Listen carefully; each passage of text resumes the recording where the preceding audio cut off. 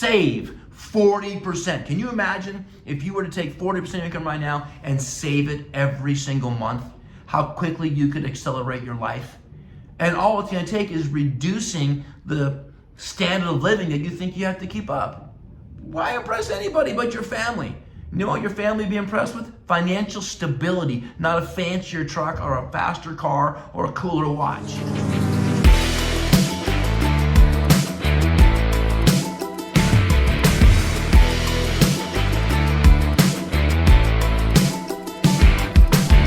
You're listening to The Man Maker Show.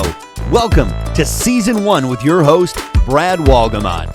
This podcast is all about becoming a better man for ourselves and the people around us. So if you enjoy this episode, whether you're on your way to work or mowing the lawn, make sure to share this with somebody, like, and subscribe. Well, I hope you're ready, because here we go.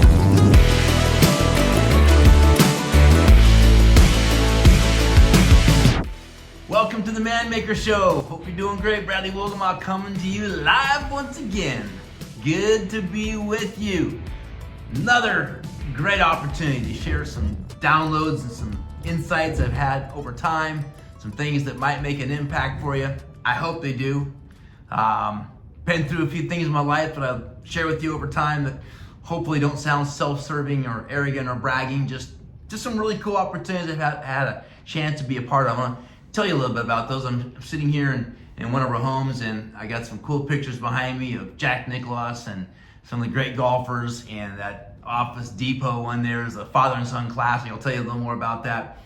I've loved collecting sports memorabilia over the years because I really value the sacrifice that these great athletes have put out to accomplish such significant things in their life. And one of my favorite golfers of all time is Gary Player. And what a lot of people don't know about Gary is that he was from South Africa, and he's the winningest golfer in golf history. Won more professional events than anybody. He hasn't won more majors like Jack Nicklaus, but his impact is really massive, and did a lot for the country of South Africa to help equalize the opportunity for people. And he was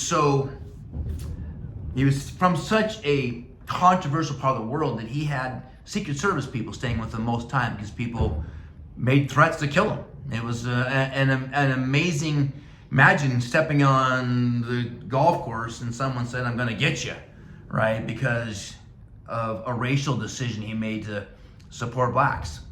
And sad to think that actually exists, but it was part of his life. So not only this guy won a lot of major events, but he was a global world changer. Imagine the pressure and the focus that he had to go through thinking about what could happen and yet still execute the game of golf. I had a chance to caddy for him a while back, many years ago, and in this particular event, the father and son event with his son Wayne, and one of the greatest experiences I'll ever have, walking the 18th hole with Gary Player on my left and Jack Nicklaus on my right, walking up the 18th hole on the second day of the last day of the tournament, kind of playing for the lead, had a chance to win it, make a big shot at the end.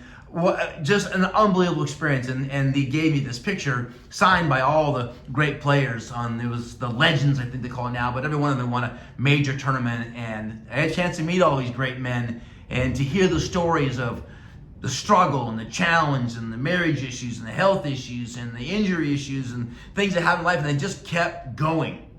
And one of the things I learned from Gary was the importance of being really responsible with your money and understanding how to put yourself in the best position to win. So I want to share with you some things that I know I learned from Gary, but I've learned from other financial people that have really helped me get the most out of what I could generate. And I call it the 40-40-10-10 plan.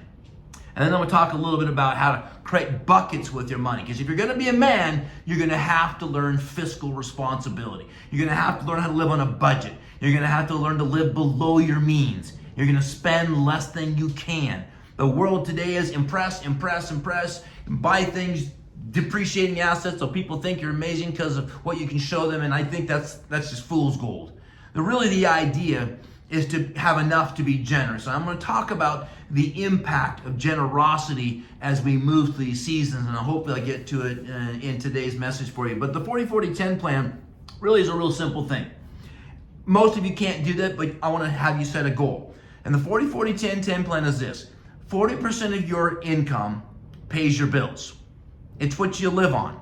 It's your car payment, your house payment, cost of living, food, and so forth. Now, most people, that's about 120% of their income because they haven't been responsible. It's going to take some time to reverse your financial habits. It's going to take some time to pay off your bills. Set a goal, right? It's not about how much money you make, it's how much money you have left after you've made it. And if you aren't disciplined and you continue to spend money on silly things, you're never going to have the accumulation season be strong enough in your life to create enough dynamic wealth that you can be extremely generous in the impacts of that. So 40% of your paycheck goes to life. Another 40% goes into investing. Put it somewhere long term. Put it in, or a midterm. We'll talk about that strategy in a second. But have an investment mindset. Save 40%. Can you imagine if you were to take 40% of your income right now and save it every single month? How quickly you could accelerate your life? And all it's going to take is reducing the standard of living that you think you have to keep up. Why impress anybody but your family? You know what your family be impressed with? Financial stability, not a fancier truck or a faster car or a cooler watch. It's the security they're after, right? A peace of mind knowing that if the fit hits the shan, we're going to be okay. So you got 40% paying your bills, 40% long-term going into some wealth, 10% is your play money, right? Just 10%. Just play with it. That's what you go out and have a nice dinner with. That's what you go to a ball game with. That's what you go to a movie with. It's entertainment. I believe in having fun, okay? I don't believe in having so much fun you don't get the work done, but I do believe if you don't take the time to enjoy yourself a little bit, you're not going to stay happy. And maybe your wealth doesn't allow you much to do much, but maybe 10% allows you to go camping. Camping's cool. I love to camp. I love getting outdoors. So maybe all you can afford is a campsite and a tent. Maybe eventually 10% gives you enough to get some nice hotels, some cool airlines. That's kind of your slush fund, your fun. Budget out and learn to be grateful for your discipline and grateful for the money you do put aside so you can be thinking long term and create some wealth that people that bear your name live a different life and live the generosity factor full on. And then I really strongly suggest you take 10% and you give it away.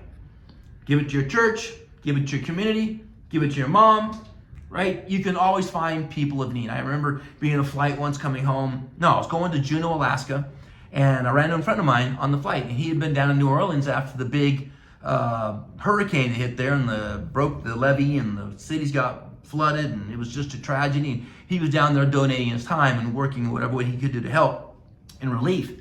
And he said to me, he was sitting next to him, and he goes, I never thought I would say this, but I have finally been to a place where if I had $1 billion to give away, it wouldn't be enough. And he didn't have $1 billion, neither did I. But there are big needs in this world. And it's big donors that make things happen for medical, for humanitarian, for rebuilding structures, for feeding people. I mean, how many people lived inside the whatever it was called, the Superdome or whatever it was down there in New Orleans because they lost their homes? Put yourself in a position to where you can be generous. So take 10%. I don't care if it's $20. Hopefully it's not. 10% should be at least, I don't know, a couple hundred at least, and give it away. There's something really amazing. I've talked about it over and over and over again that happens in your soul when you do this, when you give your money away. It's just a wonderful thing, and I really believe in sowing and reaping and law of increased returns and reciprocity, that the more I give, the more I get. It has happened all throughout my life. So 40-40, 10-10, okay? Now, I want to encourage you to have a bucket plan as you're setting goals and manage your life, okay? So you got a bucket for emergencies, you got a bucket for your short-term needs, you got your bucket for your midterm goals, and then you get a bucket for your long-term goals. And you decide how you want to split that up. But first and foremost, the emergency fund is something that you have enough money, cash money, not a stock, not somewhere you got to go sell it and, sell it at a loss because you need the money. It's for emergencies. It's liquid cash.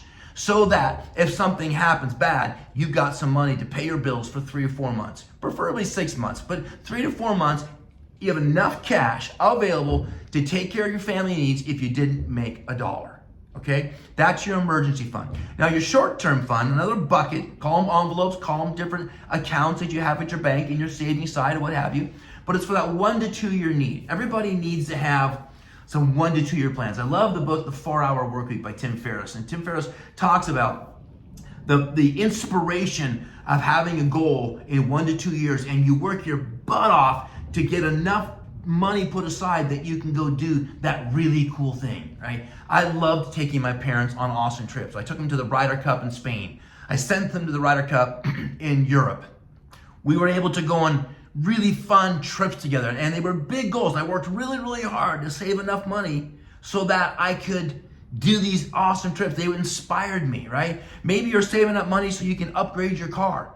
But a 1 to 2 year plan, something that really gets your juices going, something you're like, man, that's gonna be so awesome. Because if you don't have this deep burning desire for this really cool thing coming up, like a baby being born, then why would you be disciplined enough to budget yourself like that? Why would you be disciplined enough to have active, passive portfolio income? Why would you be disciplined enough to have buckets set up right? You need a 1 to 2 year thing that really stirs you, that you're going after, and that you're saving and planning for, okay? The third bucket is more of your midterm, okay? Like your 3, 4, 5 years, buying a house, kids going to college, kid getting married, aging parents that might need medical help and insurance doesn't cover it. You know, my grandparents, when they aged, they didn't have proper insurance.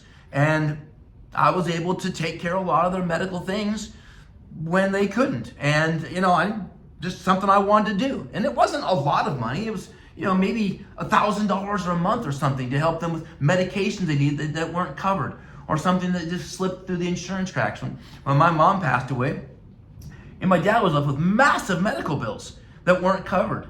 And it put him in a really, really challenging hardship. I want to be in a position that if and when that happens, we're in a great place and we can get things done right. And I think that's a good midterm type plan, right? 4, 5, 7, 8 years. College fund, marriage fund, having a kid, maybe bringing your wife home from work, something that's going to take 10, 20, 30, 40, 50, $100,000. Now that'd be a heck of a wedding, of course, but something bigger like buying your first house and being able to pay mostly cash.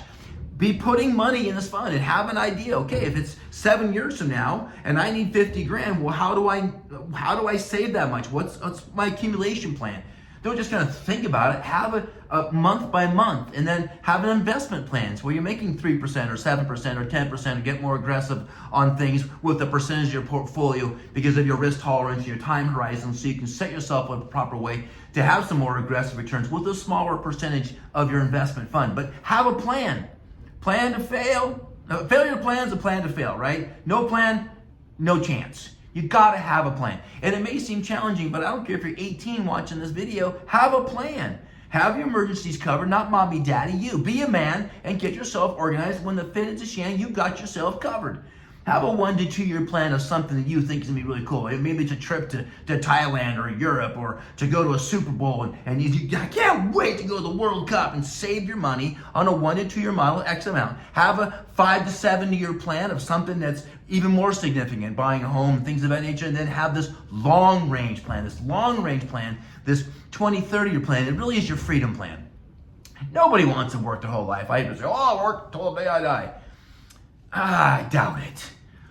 I don't want to work that hard. I want to enjoy my final 20, 30 years of life with the people I love. I don't want to have to be under financial duress. So have a plan and know what that looks like. How much income, how much money, develop it. If you don't, you're going to find yourself 30, 40, 50, 60 going, what the F?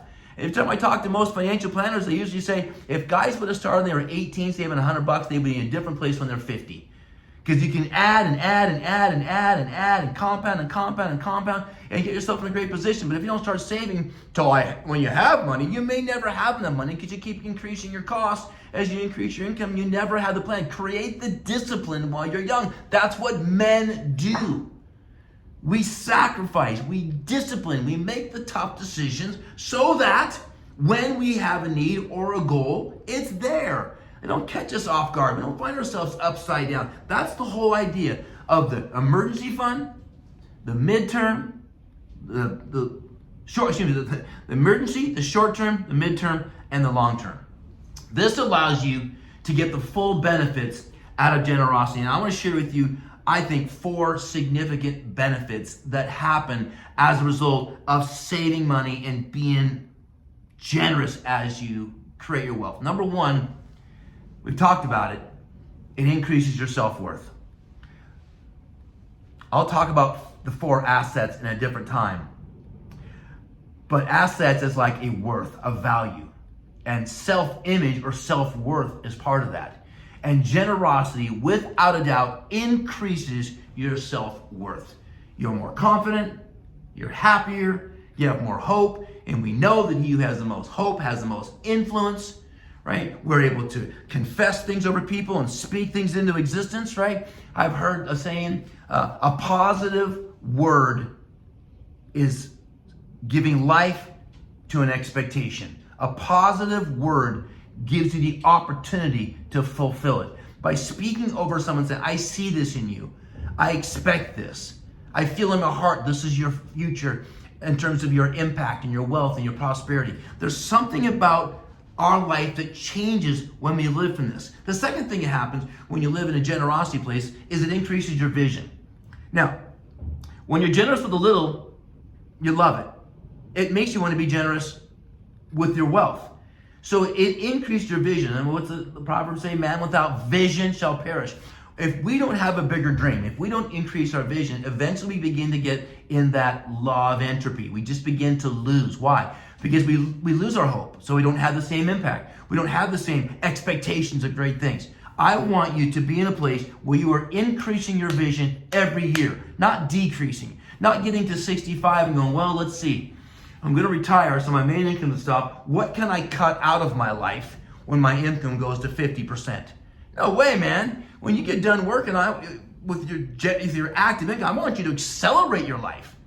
I want you to increase your vision. As you get older, I want you to think bigger and bigger and bigger. Remember, aging is the aggressive pursuit of comfort. Stay in the dis side of it, the discomfort of life, and let that inspire you to stretch, to grow, to expand, to read, listen, learn, apply, to dream, to imagine things that haven't even happened yet, because we don't know. Everything at one point was impossible. Flying an airplane, driving a car, computers, telephones, everything was impossible until someone said, it's not okay, it's impossible. We should be a multi-planet species, says Elon Musk. We should look at cities 3-dimensionally and build tunnels and get rid of this traffic issue, right? We should be able to send a rocket to outer space and then recycle that rocket and bring it back and use it again and again and again and decrease the cost of what it takes to explore outer worlds. He thinks so differently, and as he gets older and achieves more, his vision gets grander and grander and grander, and we all have the opportunity to do this. The third thing, and I want you to take this right, but generosity creates a following. The purpose of following is positive influence.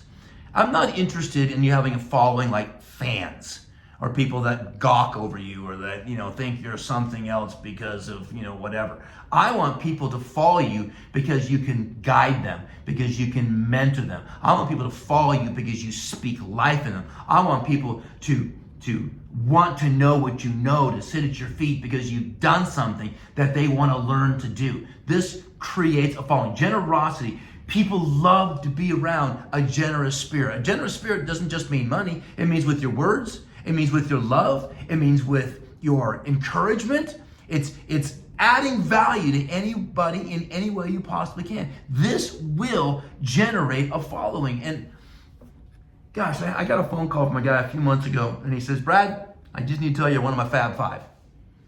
Palm Five, excuse me, my Palm Five. My Palm Five, what do you mean? He means you're one of the 5 men that's going to carry my casket. We're that kind of friends. I'm like, wow, I'd never heard that before. What an honor. And isn't it sad to think that most people won't have 5? They just won't. As we get older, we get less and less friends. Why? We get grouchy, we get grumpy, we get tired, we get selfish, we stop reaching out. Some guys say, well, I'm just kind of done with friends. They just keep burning me up. I've had a person just the other day say, how do you keep having hope to make new friends when you've been burned and hurt and let down so many times? So many times you've made mistakes and people have abandoned you because of your mistakes, and maybe rightfully so. How do you keep hope for people? I'm like, that's all I got. If I lose that, what's the point in being around? I want to be around people. I want to have best friends. I want to have people that I'll lay it down for. Right? No greater gift has he than he who would lay down his life for his brother. To have someone that loves you so dearly that they would do anything. I want to be that person, and I want to earn that person. I want to be that person that can serve, and I want to be that person that earns it. And you do that by generosity. And that's part of a following. A following is not narcissistic. It's not how many likes or shares or people on your YouTube channel. That's not what it's about. A following is for the purpose of positive influence. Does that make sense? That's really what it boils down to. And then the last real benefit, there's probably more, but the last one I'll share with you. And the purpose of generosity is it helps you avoid the trap of selfish mindset. That entropy decline of mental capacity where you just don't make an impact anymore. And I don't want that to happen. I don't want you to fall prey to selfish things. I don't want you to sit and watch CNN or Fox and be bitter because of everything you see in the news because they're not making positive impact. There's no more hope. You're just like this government and that policy and it was just negative. You know what? That's self-decline. That's selfishness. Instead of saying, this is happening to me, why don't you put yourself in a place where I am going to create so much wealth and impact and influence that I will never get to a selfish mode. That my life, till the day I die, will be about impacting and empowering and uplifting. And the more stuff you've been through, the more people you can help. The wider the net of life, the mistakes you've made, the more people you can relate to. The greater the server, the greater the influence, the greater the impact. And oftentimes, part of that comes from compassion, which means you suffer with. You've been through things, you now can help people walk through things. That's how people get back up when they meet someone that's like, I've been there, I've done that, you did that, how'd you get through it? Right? You can't be selfish when you're looking for an opportunity to do that in people's lives. I don't want you to go into the selfish decline. That's such a sad disaster. You're better than that.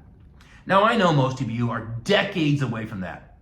But just look around at the grandparents, depending on your age, maybe it's your parents. Are they serving? Are they happy? Are they full of joy and love? Do they want to serve? Do they go, hey, Brady? Or are they like, get over here and give the old man a hug? Have they lost their desire to serve? It's like, come see me. Come help me, right? I was going through a season a while back with my kids, and 3 of them have moved to Arizona, and one lives up here in Seattle, and I don't see them as much as I want to. And it breaks my heart because I love being with them. And I feel bad when they don't call and I don't hear from them, and it frustrates me and it hurts my heart. And this may sound weird to you, but I gave that to God. And he said, Brad, shift your focus. Be the greatest servant to all of them.